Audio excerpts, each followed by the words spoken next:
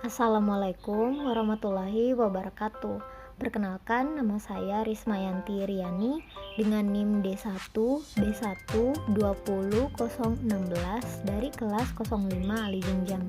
Di video ini, saya akan menjelaskan tentang tanaman transgenik. Tanpa buang-buang waktu lagi, langsung saja ke videonya. Apa itu tanaman transgenik? Tanaman transgenik adalah tanaman yang telah direkayasa bentuk maupun kualitasnya melalui penyisipan gen atau DNA binatang, bakteri, mikroba, atau virus untuk tujuan tertentu. Organisme transgenik adalah organisme yang mendapatkan pindahan gen dari organisme lain. Gen yang ditransfer dapat berasal dari jenis atau spesies lain seperti bakteri, virus, hewan, atau tanaman lain. Transgenik adalah suatu organisme yang mengandung transgen melalui proses bioteknologi. Transgen atau disebut juga organisme transgenik adalah gen asing yang ditambahkan kepada suatu spesies. Suatu jasad yang memiliki sifat baru yang sebelumnya tidak dimiliki oleh jenis jasad tersebut sebagai hasil penambahan gen yang berasal dari jasad lain. Hasilnya saat ini sudah banyak jenis mikroba transgenik, misalnya dapat diinokulasikan pada jaringan tanaman jagung, kentang, kacang, kedelai, dan kapas.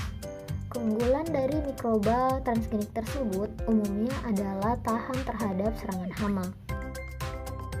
Lalu, apa yang membuat orang-orang melakukan rekayasa genetika tanaman seperti ini? Teknologi rekayasa genetika tanaman memungkinkan pengintegrasian gen-gen yang berasal dari organisme lain untuk perbaikan sifat tanaman. Salah satu contoh aplikasi bioteknologi di bidang pertanian adalah mengembangkan tanaman transgenik yang memiliki sifat toleran terhadap zat kimia tertentu seperti tahan herbisida, tahan terhadap hama dan penyakit tertentu, mempunyai sifat-sifat khusus, misalnya padi yang memproduksi beta-karoten dan vitamin A, stroberi yang rasanya manis, kentang dan pisang yang berkhasiat obat, dan lain-lainnya, dapat mengambil nitrogen sendiri dari udara. Caranya dengan gen dari bakteri pemfiksasi nitrogen disisipkan ke tanaman sehingga tanaman dapat memfiksasi nitrogen udara sendiri. Kemudian dapat menyesuaikan diri terhadap lingkungan buruk seperti kekeringan, cuaca dingin, suhu tinggi, dan tanah bergaram tinggi. Penekanan pemberian karakter tersebut dapat dibagi ke dalam beberapa tujuan utama. Yang pertama, peningkatan kandungan nutrisi seperti pisang, cabai, raspberry, stroberi, ubi jalar, dan lain-lain. Yang kedua, peningkatan rasa. Contohnya tomat dengan pelunakan yang lebih lama, cabai, buncis, kedelai, dan lain-lain. Yang ketiga, peningkatan kualitas. Contohnya pisang, cabai, stroberi dengan tingkat kesegaran dan tekstur yang meningkat, dan lain-lain. Yang keempat, kandungan bahan berkhasiat obat atau tanaman untuk produksi vaksin dan obat-obatan untuk mengobati penyakit manusia. Contohnya, tomat dengan kandungan likopen yang tinggi, yaitu antioksidan untuk mengurangi kanker. Sejarah tanaman transgenik. Seleksi genetik untuk pemulihan tanaman, yaitu perbaikan kualitas atau sifat tanaman, telah dilakukan sejak tahun 8000 sebelum Masehi ketika praktek pertanian dimulai di Mesopotamia. Secara konvensional, pemulihan tanaman dilakukan dengan memanfaatkan proses seleksi dan persilangan tanaman. Kedua proses tersebut memakan waktu yang cukup lama dan hasil yang didapat tidak menentu karena bergantung dari mutasi alamiah secara acak. Contoh hasil pemulihan tanaman konvensional adalah durian montong yang memiliki perbedaan sifat dengan tetuanya, yaitu durian liar. Hal ini dikarenakan manusia telah menyilangkan atau mengawinkan durian liar dengan varietas lain untuk mendapatkan durian dengan sifat unggul seperti durian montong. Sejarah penemuan tanaman transgenik dimulai pada tahun 1977 ketika bakteri Agrobacterium tumefaciens diketahui dapat mentransfer DNA atau gen yang dimilikinya ke dalam tanaman. Pada tahun 1983, tanaman transgenik pertama yaitu bunga matahari yang disisipi gen dari buncis telah berhasil dikembangkan oleh manusia. Sejak saat itu, pengembangan tanaman transgenik untuk kebutuhan komersial dan peningkatan tanaman terus dilakukan manusia. Tanaman transgenik pertama yang berhasil diproduksi dan dipasarkan adalah jagung dan kedelai. Keduanya diluncurkan pertama kali di Amerika Serikat pada tahun 1996. Pada tahun 2004, lebih dari 80 juta hektar tanah pertanian di dunia telah ditanami dengan tanaman transgenik dan 56% kedelai di dunia merupakan kedelai transgenik. Pembuatan tanaman transgenik. Untuk membuat suatu tanaman transgenik, pertama-tama dilakukan identifikasi atau pencarian gen yang akan menghasilkan sifat tertentu, yaitu sifat yang diinginkan. Gen yang diinginkan dapat diambil dari tanaman lain, hewan, cendawan, atau bakteri. Setelah gen yang diinginkan didapat, maka dilakukan perbanyakan gen yang disebut dengan istilah cloning gen. Pada tahapan cloning gen, DNA asing akan dimasukkan ke dalam vektor cloning atau agen pembawa DNA, contohnya plasmid, yaitu DNA yang digunakan untuk transfer gen. Kemudian, vektor cloning akan dimasukkan ke dalam bakteri sehingga DNA dapat diperbanyak seiring dengan perkembangbiakan bakteri tersebut. Apabila gen yang diinginkan telah diperbanyak dalam jumlah yang cukup, maka akan dilakukan transfer gen asing tersebut ke dalam sel tumbuhan yang berasal dari bagian tertentu. Salah satunya adalah bagian daun. Transfer gen ini dapat dilakukan dengan beberapa metode, yaitu metode senjata gen, metode transformasi DNA yang diperantarai bakteri Agrobacterium tumefaciens, dan elektroporasi, yaitu metode transfer DNA dengan bantuan listrik. Metode senjata gen atau penembakan mikroproyektil. Metode ini sering digunakan pada spesies jagung dan padi. Untuk melakukannya, digunakan senjata yang dapat menembakkan mikroproyektil berkecepatan tinggi ke dalam sel tanaman. Mikroproyektil tersebut akan mengantarkan DNA untuk masuk ke dalam sel tanaman. Penggunaan senjata gen memberikan hasil yang bersih dan aman, meskipun ada kemungkinan terjadi kerusakan sel selama penembakan berlangsung. Metode transformasi yang diperantarai oleh Agrobacterium tumefaciens. Bakteri Agrobacterium tumefaciens dapat menginfeksi tanaman secara alami karena memiliki plasmid PI, suatu vektor atau pembawa DNA untuk menyisipkan gen asing. Di dalam plasmid PI terdapat gen yang menyandikan sifat virulensi untuk menyebabkan penyakit tanaman tertentu. Gen asing yang ingin dimasukkan ke dalam tanaman dapat disisipkan di dalam plasmid PI. Selanjutnya, Agrobacterium tumefaciens secara langsung dapat memindahkan gen pada plasmid tersebut ke dalam genom atau DNA tanaman. Setelah DNA asing menyatu dengan DNA tanaman, maka sifat-sifat yang diinginkan dapat diekspresikan tumbuhan. Pada metode elektroporasi ini, sel tanaman yang akan menerima gen asing harus mengalami pelepasan dinding sel hingga menjadi protoplas, yaitu sel yang kehilangan dinding sel. Selanjutnya, sel diberi kejutan listrik dengan voltase tinggi untuk membuka pori-pori membran sel tanaman sehingga DNA asing dapat masuk ke dalam sel dan bersatu atau terintegrasi dengan DNA kromosom tanaman. Kemudian dilakukan proses pengembalian dinding sel tanaman. Setelah proses transfer DNA selesai, dilakukan seleksi sel daun untuk mendapatkan sel yang berhasil disisipi gen asing. Hasil seleksi ditumbuhkan menjadi kalus atau sekumpulan sel yang belum terdiferensiasi hingga nantinya terbentuk akar dan tunas. Apabila telah terbentuk tanaman muda atau plantlet, maka dapat dilakukan pemindahan ke tanah dan sifat baru tanaman dapat diamati. Aplikasi tanaman transgenik dalam kehidupan. Beberapa tanaman transgenik telah diaplikasikan untuk menghasilkan 3 macam sifat unggul, yaitu tahan hama, tahan herbisida, dan buah yang dihasilkan tidak mudah busuk. Tanaman jagung dan kapas transgenik dengan sifat tahan hama telah diproduksi secara massal dan dipasarkan di dunia.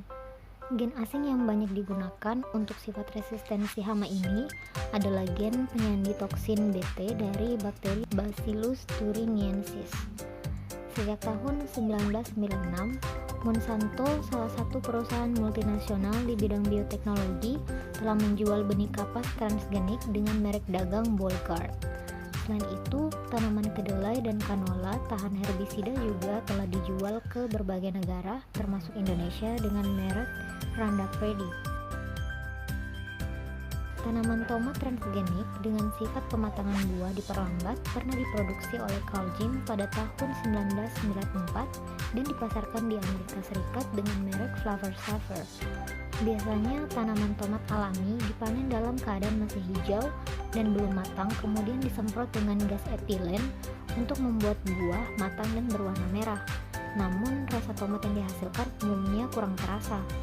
Tujuan pembuatan tomat transgenik tersebut adalah untuk memperpanjang masa simpan dan menghindari pembusukan buah selama transportasi dari lahan penanaman ke tempat penjualan. Namun penjualan Flavor Saver ditarik dalam waktu kurang dari setahun karena alasan kesehatan dan penjualannya mengalami kerugian. Produk tersebut tidak banyak terjual karena harganya 2 kali lipat dari tomat biasa, namun rasa yang dihasilkan sama. Contoh-contoh tanaman transgenik antara lain seperti golden rice atau beras emas. Golden rice atau beras emas adalah hasil penelitian seorang ilmuwan rekayasa hayati bioengineer asal Swiss, Ingo Potricus dan Peter Bayer. Golden rice ini berbeda dengan beras biasa yang berwarna putih karena warnanya kekuningan. Ini karena beras tersebut disisipi gen yang dapat membentuk beta-karotin, sumber vitamin A yang berasal dari bunga bakung atau daffodil. Selain itu, untuk melengkapi proses pembentukan beta-karotin, ditambahkan pula gen dari bakteri Erwinia uredophora, yaitu gen yang menyintesis enzim untuk jalur pembentukan beta-karotin. Selain vitamin A, Potricus juga menambahkan gen ferritin metallocyanin yang terdapat pada tanaman padi liar untuk meningkatkan persediaan protein sulfur guna meningkatkan proses penyerapan zat besi, serta gen fitase yang berasal dari jamur Aspergillus fungus yang berfungsi untuk menghancurkan enzim fitasi, yaitu enzim penghambat reabsorpsi zat besi. Golden rice memiliki bentuk dan ukuran yang sama seperti beras pada umumnya, hanya berbeda dari segi warna saja. Berbeda dengan nasi umumnya yang diketahui tinggi karbohidrat dan indeks glikemik, beras varietas ini jauh lebih bernutrisi. Nanas pink. DNA nanas yang telah dipatenkan disuntikkan dengan dosis lycopene, pigmen merah yang biasa ditemukan pada tomat dan semangka. Nanas pink ini aman dikonsumsi dan rasanya sama saja dengan nanas biasa. Badan Pengawas Obat dan Makanan Amerika Serikat juga sudah merilis izin resmi bagi produsen nanas pink untuk bisa memasarkan buah ini pada 2016. Cucamelon.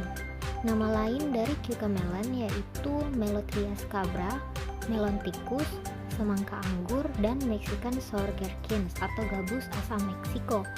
Cucamelon merupakan hasil rekayasa dari 3 tanaman yaitu semangka, mentimun, dan jeruk nipis. Buah ini memiliki ukuran kecil seperti anggur dengan corak kulit seperti semangka. Namun jika dipotong isinya mirip mentimun. Aroma buah cucamelon sangat segar dan khas seperti buah semangka mini. Cucamelon punya rasa seperti mentimun dengan sedikit rasa sitrus. Perpaduan rasa segar yang digemari banyak orang kala musim panas tiba. Cucamelon mengandung vitamin A, vitamin C, mineral, serat, potasium, antioksidan, fitonutrien, karotenoid, lycopene, lemak, gula almi, dan minim kalori. Cucamelon bisa menurunkan risiko jantung, stroke, kanker, hingga melawan penuaan dini. Dampak dari tanaman transgenik. Dari aspek ekonomi, berbagai komoditas pertanian hasil rekayasa genetika telah memberikan ancaman persaingan serius terhadap komoditas serupa yang dihasilkan secara konvensional. Penggunaan tebu transgenik mampu menghasilkan gula dengan derajat kemanisan jauh lebih tinggi daripada gula dari tebu atau bit biasa. Pengaruh pada kesehatan manusia. Dari segi kesehatan, tanaman ini dianggap dapat menjadi alergen baru atau senyawa yang menimbulkan alergi bagi manusia. Para peneliti menyatakan bahwa sebelum suatu tanaman transgenik diproduksi secara massal, akan dilakukan berbagai pengujian potensi alergi dan toksisitas untuk menjamin agar produk tanaman tersebut aman untuk dikonsumsi. Apabila berpotensi menyebabkan alergi, maka tanaman transgenik tersebut tidak akan dikembangkan lebih lanjut. Kekhawatiran lain yang timbul di masyarakat adalah kemungkinan gen asing pada tanaman transgenik dapat berpindah ke tubuh manusia apabila dikonsumsi.